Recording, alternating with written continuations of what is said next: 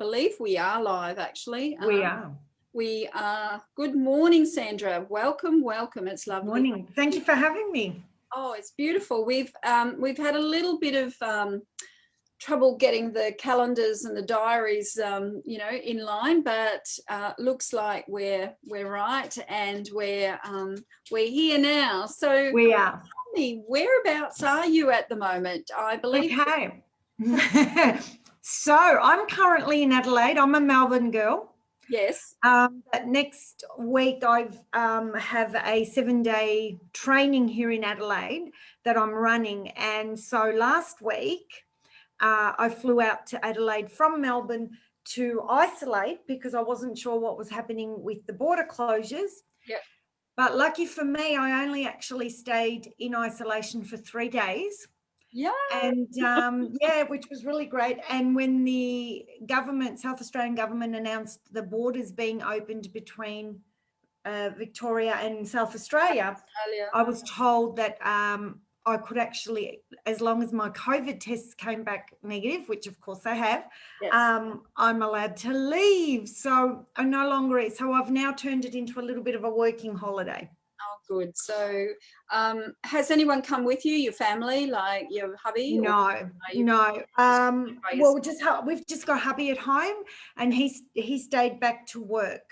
Right. And I just came out by myself. So yeah. So it was it was a little bit of a step out of the comfort zone. And a little bit of having, when Melbourne actually shut down a few weeks ago, I was actually in the middle of a training then. Yes, I really do that. Yeah, we were 5 days into the 7 days anyway. That got finished the weekend later. But then when South Australia shut their borders, I had to sort of think, oh my God, what am I going to do? Do I cancel? Do I take a chance? Do I risk it? And we decided that I'd probably be better off just come over and see what happens. So beautiful. Yeah. And it's all fallen into place for you, right? It has, absolutely. It's amazing how with our energy we can actually make and create things for ourselves the way that we want it to be. So tell me a little bit about your business and about yourself, like what type of journey you've been on as a coach and mentor. Okay. So I guess I need to start sort of at the beginning. Almost about 8.5 years ago, my whole life just got turned upside down. I had a husband who had a mental breakdown, and we almost completely went bankrupt.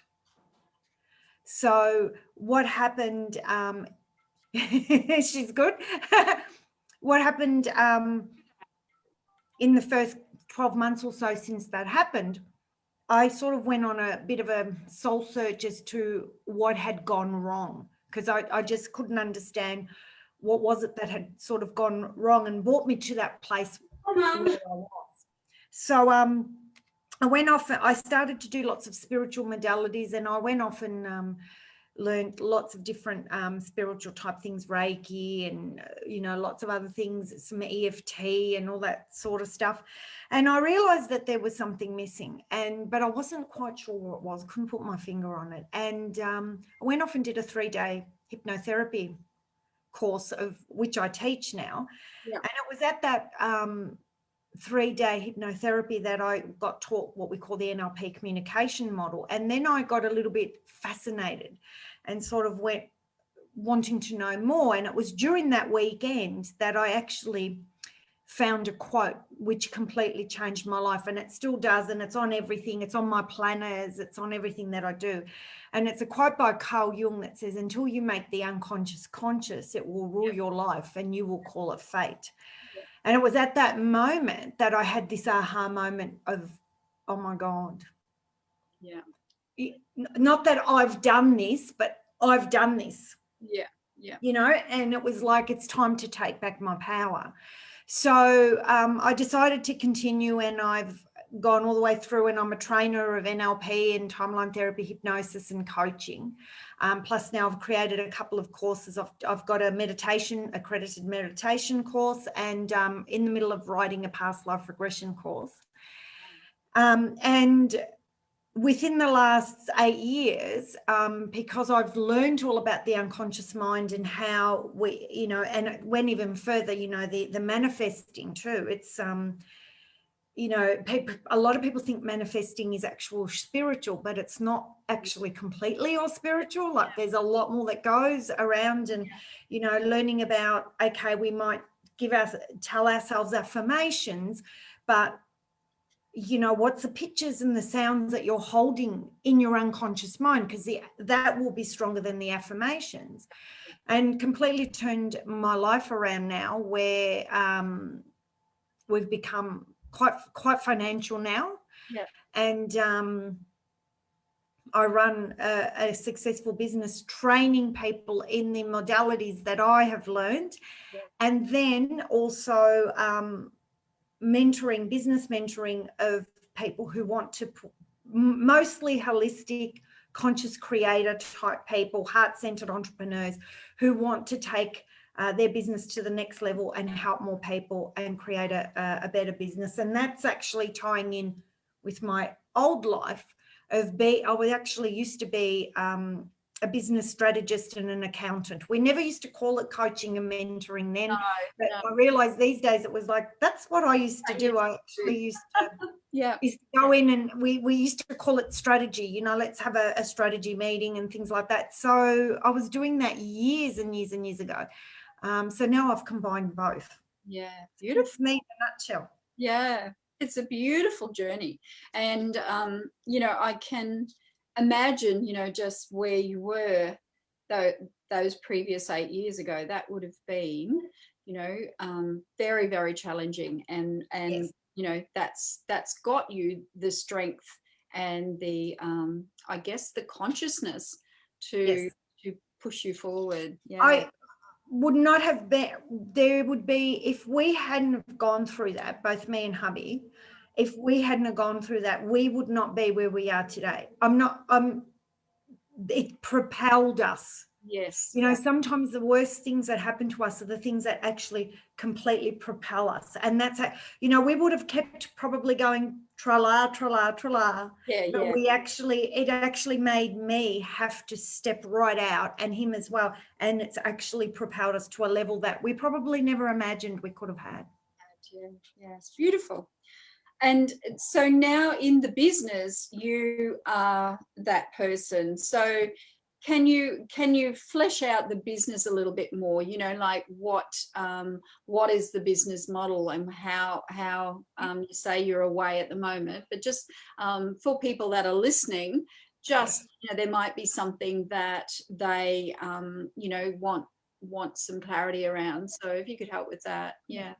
So the actual business model itself, basically what I do now is that I have people who want to help others, let's say, or want to improve their modalities.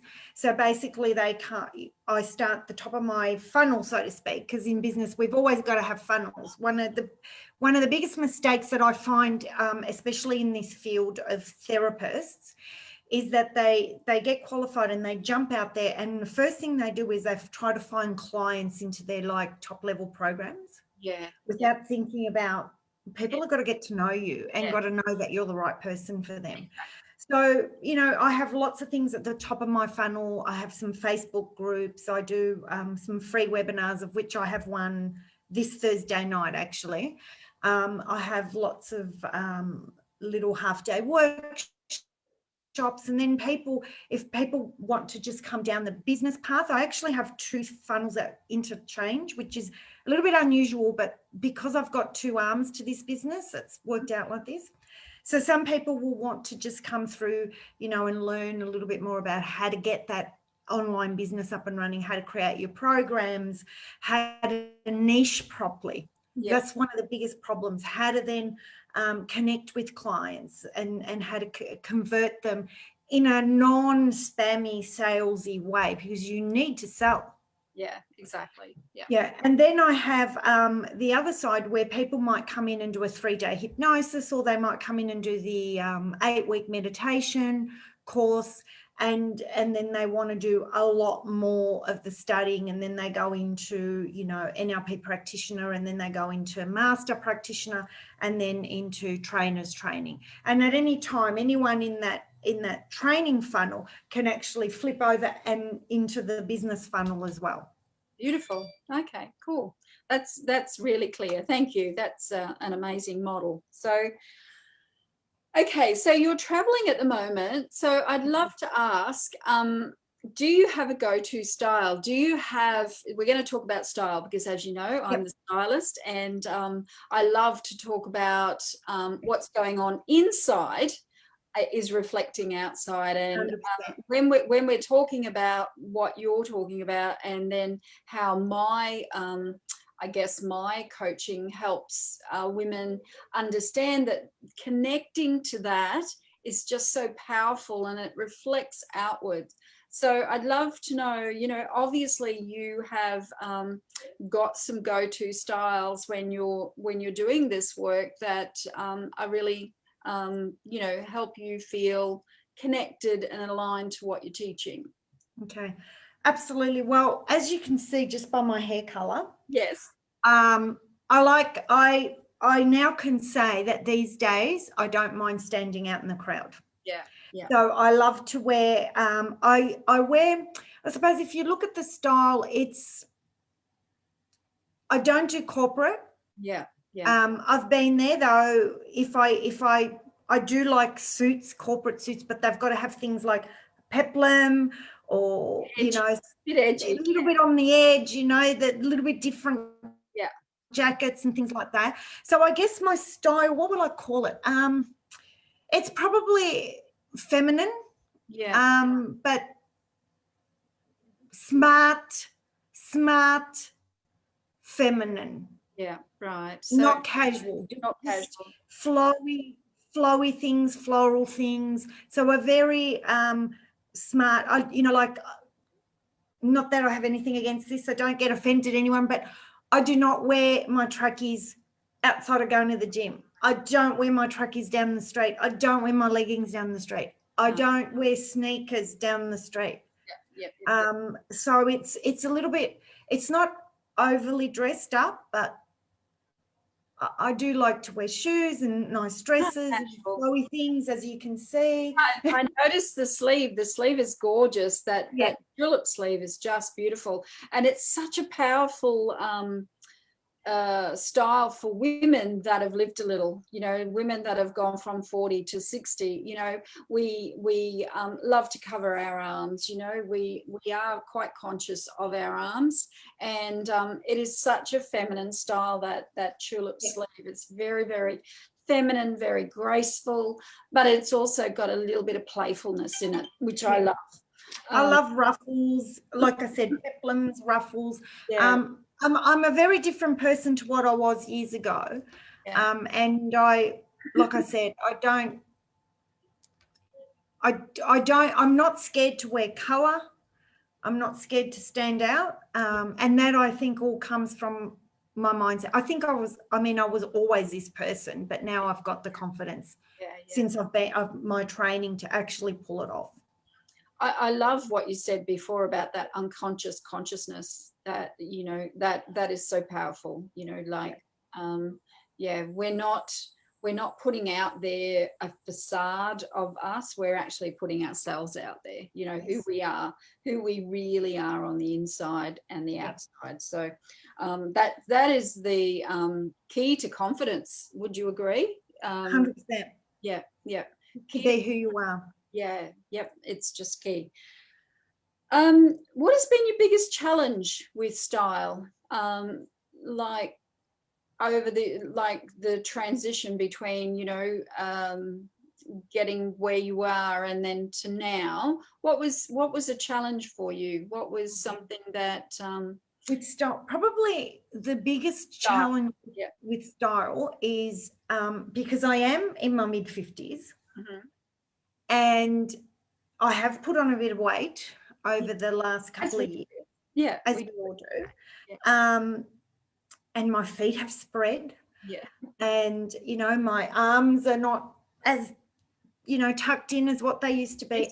And you go out to the shops and all the wide fitting shoes, you look at them and you think, wow. Matron. Yes. I mean, like, I mean, I'm not saying, I mean, I'm not a 20-year-old, but still, you know, I want to wear something that's got a bit of an edge to it. The clothes, you've either got no sleeves or anything with sleeves, can be, again, very matronly. They tend to do very dark colors. Yes, It's yes. just that I feel that for this age group, and I just don't get it, because we're the age group that has the money to buy the clothes, Yes, right, and the money to buy the shoes. But it's absolutely. almost like as soon as you go over a certain size, or your foot is a C or D width, Yeah, you got no style because your foot's wide. And yeah, it's like, I don't know what's going on here. So that's my biggest challenge, is actually at my age to find age appropriate clothes, because this, I mean, I'm not going to wear mini skirts. I'm not going to wear things that are really, really low. yeah. Age appropriate clothing that still has an edge. Yeah, because I talk about color and energy, and how color and energy is affecting us. And energetically, when I look at clothing and what's on offer for women, there is not a lot. There is always a lot of dark colors which don't elevate your energy whatsoever. No. I find, Sandra, the best opportunities for us are the small boutiques.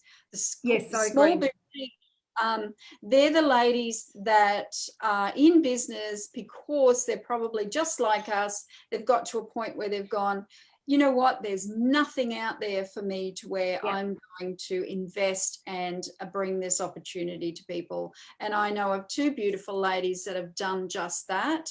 Yeah. And their clothing is bright, it's elevated, it's energetic. It is just amazing. I agree. And I think that's the key when you shop with the what's the word, Chain the store brands. yeah, so it just they pigeonhole women. Yes, They they do. pigeonhole Yeah. women And into, that's shoes as well. yes, So absolutely, yeah. definitely, yeah. Well, you're in Brisbane, so you have the same. There's a shop in Melbourne. It started in Melbourne about 50 years ago, called Peter Shepherd Shoes. Yes, And there's one in Brisbane too. And there's one particular brand in there. I have to talk about it. It is my favorite brand of shoes. Chi Mahara. She's from Spain. yes. They're not cheap, but I tell you what, they're worth buying, Yeah. because they are the most comfortable shoes I've ever owned and worn. Yeah. And No, they've got an edge. yeah, they have. They absolutely have got an Their edge. shoes are Yes. beautiful. But what an investment, when you think about it, what an investment, because your feet 100%. don't hurt, and you always have that little edge, because women of our like our age have put up with the stilettos, or have put up with those shoes, and we're no longer going to put up with that, but we still want to be stylish, so we still want to feel comfortable. Yes. So as a business owner, do you have a routine when it comes to clothing? So, when you're doing your presentations, so let's share that. 100%. And I actually bought this yesterday, and I'll tell you why. Because when I left Melbourne, I thought I was going to be in quarantine for 14 days. Yep. I was going to be out the day before the training, so I bought my training clothes. Yep. Right, and then I bought a couple of trackies, because it was like, I'm not going anywhere. Yeah. So all of a sudden it's like, oh my God, I don't have any clothes here. Yeah. So yeah, 100%. I actually have in my wardrobe, I have a section which is, they're the clothes I train in, that I use for my training. Yep. These are my clothes that I do this with. These are my clothes that I do that with. And I've always been like that. Yep. And when I go shopping, that is exactly how I shop. What is it that I'm looking for? Yeah. And so if it's my training clothes, it's a particular style. I mean, sometimes they'll swap. Yeah. Like sometimes I might you know, go out for dinner and go, oh, that dress from my training will be really nice for dinner. But yeah, 100% a very set routine of what's what. So I'm talking about that because this is brilliant, because this is what I teach. Talking about that, you know, that you've got your training clothes and, you know, there might be a garment that you need to replace. You use your mind's eye then as you shop to know what goes with what you have. Is that the outcome that you? Yeah, absolutely. beautiful. Yeah. I'll like what I'll do is, because in my wardrobe it's actually, well, I shouldn't say in my wardrobe, because we're empty nesters, okay, I actually have 3 wardrobes. So yeah, okay, don't listen to that, right? So I have my everyday clothes in my wardrobe, the stuff that I wear every day, and then I will have my training clothes are like in another wardrobe, and then I've actually got my holiday clothes in another wardrobe, right? Okay. So if I have to replace something, like I already know what's in there, and I think, well, if I buy this skirt, it'll go with that top and that top. Yeah. And things like that. Yeah, 100%. Yeah. So that's the strategy that I use and teach women, is that they have this picture and they know exactly what they have. They go and they shop and they don't bring in things that are going to be, you know, like a black and white zebra print, because that's not going to work in their wardrobe, that type of thing. Yeah. So how can women make change in their lives to be the best version of themselves? How do you think women that are listening to this and they're maybe at those crossroads and they're going, there's got to be more to life than what I'm experiencing, how do they go about implementing change? Okay. I think the first thing that they need to do is actually sit there and say to themselves, what do I want? What do I really, really want? Yeah. And unapologetically and unashamedly write it down. Yeah. No matter what, just write it down. And then the next step is, how do I get there? Yeah. And if they are feeling, because, you know, mums, we feel a bit guilty, feel a bit ashamed. You know, there's one of the things that's helped me really get through this has been working with mentors, working with people to get me out of that mindset that I've had. Yeah. So working with someone that will help you be who you are. When you are in alignment with yourself, when you are unapologetically who you are, I'm not saying you hurt people or anything like that, but when you live in alignment with your values, your morals, who you are, you don't say to yourself anymore, there's got to be more than this. No, because you just find happiness in everything that you do, because you are you. Yeah.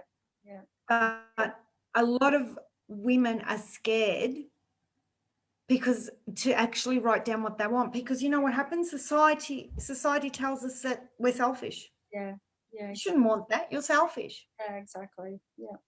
I have been told that many times in my career, and by those near and dear, actually, which is, you know, like, it's so confronting and it's like almost a knife in your heart. But yeah, I am. It's such a powerful statement. I am, because at the end of the day, I am the only person that I'm going to answer to. So yeah, 100% powerful. Love that. Thank you. That's okay. So Sandra Madafferi, where do we see you in 5 years' time? Where do you think we see you? In 5 years, I'll tell you what, we do have a 5-year plan. It's a little bit less than 5 years now. So my husband and I, our plan together, and it's something that I often say to women, is if you are in a relationship, your plan needs to be with your partner. Yeah. If you're planning to stay with them. If you're not, well, then it doesn't matter. But if you're planning to stay with them, it's really important, because their energy and your energy have to match so that you can actually move forward together. Yeah. So our plan is to buy a little farmlet in the Yarra Valley in Melbourne. Wow. About 20 minutes from it at the moment. Yeah, beautiful. And the Yarra's beautiful. Yeah. Yeah, and have a little farmlet with and I would like to build a little retreat on there and have tiny houses with a bigger place to run retreats and for other people to come in and run retreats.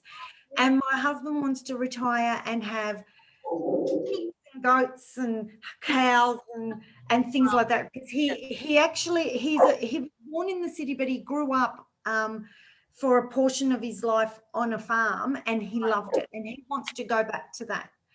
Right. So that, and so where do I see myself?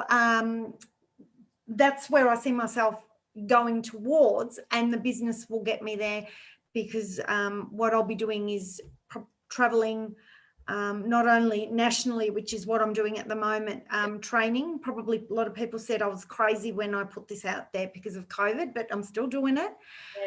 Training new practitioners nationally around Australia, and probably thinking about New Zealand next year. Right. Yeah. Perfect. Yeah. So training and then mentoring and creating. My biggest passion is to help as many people as possible through adversity.